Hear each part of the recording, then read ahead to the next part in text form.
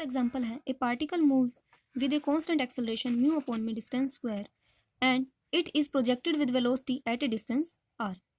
कोई पार्टिकल है constant acceleration से मूव कर रहा है और इस पार्टिकल को v वेलोसिटी के साथ में प्रोजेक्ट किया जाता है r डिस्टेंस पर। Show that its path is rectangular hyperbola if the angle of projection is this. हमें शो करना है कि अगर इसका पाथ रेक्टेंगुलर हाइपरबोला है तो एंगल ऑफ प्रोजेक्शन है वो ये होगा। तो हमें गिवन है कि v वो वेलोसिटी है जिसके साथ में पार्टिकल को प्रोजेक्ट किया गया है और वो पार्टिकल सेंटर ऑफ फोर्स से r डिस्टेंस पे। तो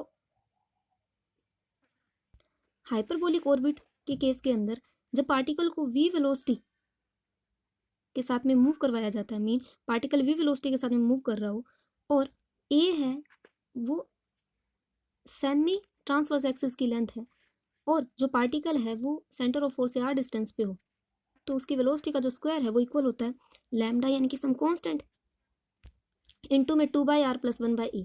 इस एग्जांपल के अंदर जो पार्टिकल की वेलोसिटी है वो कैपिटल v ले रखी है और वो पार्टिकल सेंटर ऑफ फोर्स से कैपिटल r डिस्टेंस के ऊपर है। तो हम कह सकते हैं वेलोसिटी का जो स्क्वायर है वो इक्वल होगा 2/r + 1/a इंटू में सम कांस्टेंट म्यू ले लेते हैं इस बार हम, क्योंकि हमें क्वेश्चन में म्यू जो कांस्टेंट यूज़ कर रखा है तो हम यहाँ पे भी म्यू ही यूज़ कर लेते हैं। यहाँ से ये मल्टीप्लाई कर देते हैं अंदर 2μ अपॉन में r + μ/a। तो इस μ/a की वैल्यू फाइंड आउट कर लेते हैं v² माइनस का 2μ अपॉन में r। इसे इक्वेशन 1 नाम दे देते हैं। a है वो सेमी ट्रांसवर्स एक्सिस की लेंथ होती है। हाइपरबोला कुछ इस टाइप का होगा, ये x एक्सिस के सिमेट्रिकल हाइपरबोला है, y एक्सिस के सिमेट्रिकल हाइपरबोला, ऐसा कुछ हो जाएगा। तो ये होता है ट्रांसवर्स एक्सिस, और ट्रांसवर्स एक्सिस के जो परपेंडिकुलर एक्सिस होगा वो कॉन्जुगेट एक्सिस होगा। और ये जो डिस्टेंस होती है वो होती है लेंथ ऑफ ट्रांसवर्स एक्सिस और इसका हाफ होता है length of semi transverse axis जो एक इक्वल होती है।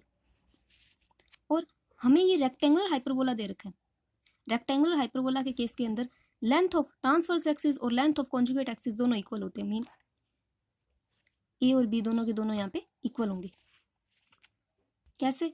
अगर मैं 2a ले लूँ लेंथ ऑफ ट्रांसवर्स एक्सिस और 2b ले लूँ लेंथ ऑफ कॉन्जुगेट एक्सिस, और रेक्टेंगुलर हाइपरबोला के केस में दोनों इक्वल होते हैं, 2 से 2 कैंसिल होके a और b, mean length of semi transverse axis और length of semi conjugate axis दोनों इक्वल हो जाएंगे। तो ये आगे हम यूज़ करेंगे इसलिए पहले बता दिया ये। तो इसे इक्वेशन 1 तक कर लिया हमने प्रोसीड।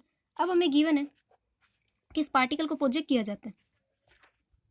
एज्यूम कर लेते हैं कि ये कोई सेंटर ऑफ फोर्स है O, और किसी टाइम t पर पार्टिकल है वो p पोजीशन पे था।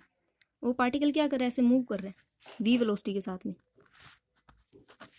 और इस पार्टिकल की इस सेंटर ऑफ फोर्स से जो डिस्टेंस है वो कैपिटल R है। तो इस पॉइंट के ऊपर हम क्या करते हैं, टेंजेंट ड्रॉ करेंगे। इस पॉइंट के ऊपर हम टेंजेंट ड्रॉ करेंगे और इस सेंटर ऑफ फोर्स से इस टेंजेंट के ऊपर हम जो परपेंडिकुलर डालेंगे, ये जो डिस्टेंस है वो हो जाएगी परपेंडिकुलर डिस्टेंस। और इसने क्या रखा है, इस पार्टिकल को हमने किस वेलोसिटी के साथ में प्रोजेक्ट किया, v। एज्यूम कर लेते हैं कि इस पार्टिकल को हम अल्फा एंगल के साथ में प्रोजेक्ट कर रहे हैं। ये अल्फा, ये 90, ये परपेंडिकुलर डिस्टेंस p, ये p की वैल्यू फाइंड आउट करनी है हमें। तो इस राइट एंगल ट्राइंगल के अंदर OM हमें फाइंड आउट करना है, OP हमें पता है, परपेंडिकुलर अपॉन में हाइपोटेनियस हो जाएगी इसके अंदर साइन अल्फा। ये हाइपोटेनियस कैसे होगी, 90 डिग्री के सामने वाली साइड हाइपोटेनियस होती है, और जिसके साथ में अल्फा एंगल बन रहा हो वो बेस होगा, दूसरा परपेंडिकुलर। OM है p की इक्वल, OP r की इक्वल, तो p की वैल्यू आ जाएगी r साइन अल्फा। तो p की वैल्यू में मिल गई r साइन अल्फा, इक्वेशन 2। और L होती है सेमी लेटस रेक्टम, और हमने जो पीछे केस किया था उस केस के अंदर h² इक्वल होता था सेमी लेटस रेक्टम इंटू में सम कांस्टेंट म्यू। तो यहाँ से h की वैल्यू आ जाएगी म्यू L का रूट। L है सेमी लेटस रेक्टम, यानी कि सेमी लेटस रेक्टम ऑफ जो rectangular hyperbola b square by a. अभी बताया था कि रेक्टेंगुलर हाइपरबोला के अंदर ए और बी दोनों इक्वल होते हैं। बी की वैल्यू ए पुट करेंगे, स्क्वायर अपॉन में ए रह जाएगा, तो ये वैल्यू आ जाएगी म्यू ए। एक रिलेशन और है पार्टिकल की वेलोसिटी और एच के बीच में। एच इज इक्वल टू होता है वी इंटू में पी। तो यहाँ एच की वैल्यू पुट कर देते हैं म्यू ए। ये रिलेशन भी हमने थ्योरम्स में डराइव किया था। तो म्यू ए का रूट है वो इक्वल हो जाएगा वी इंटू में पी। यहाँ पे पार्टिकल की वेलोसिटी कैपिटल वी यूज़ कर रहे हैं तो कैपिटल पी आएगा, और पी की वैल्यू हमने निकाली है आर साइन अल्फा। तो यहाँ से साइन अल्फा की वैल्यू आ जाएगी रूट म्यू ए अपॉन में कैपिटल वी आर।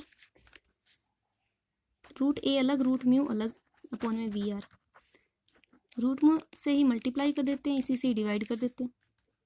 तो ये आ जाएगा रूट ए अपॉन में वी आर रूट म्यू, और ये ऊपर आ जाएगा root mu into m root mu mu mu upon में we r. Root A upon में रूट म्यू की वैल्यू हमें चाहिए, बट पीछे हमने वैल्यू निकाली थी इक्वेशन 1 के अंदर म्यू अपॉन में ए। तो यहाँ से इसका रेसिप्रोकल ले लेते हैं, ए अपॉन में म्यू वो आ जाएगी 1 अपॉन में वी स्क्वायर माइनस का 2 म्यू अपॉन में आर। इसका रूट कर देंगे तो इसका भी रूट हो जाएगा टोटल का। तो रूट ए अपॉन में म्यू की वैल्यू इनपुट कर देते हैं 1 अपॉन में root of V square minus 2 mu upon M R. तो यहाँ से अल्फा आ जाएगा साइन इनवर्स म्यू अपॉन में we R V square minus 2 mu upon M R की होल पावर 1/2। ये हमें प्रूव करना था कि अगर जो पाथ है वो एक पाथ है एक रेक्टेंगुलर हाइपरबोला हो तो एंगल ऑफ प्रोजेक्शन है वो ये होगा। इसी के साथ में एग्जांपल कंप्लीट हो गया।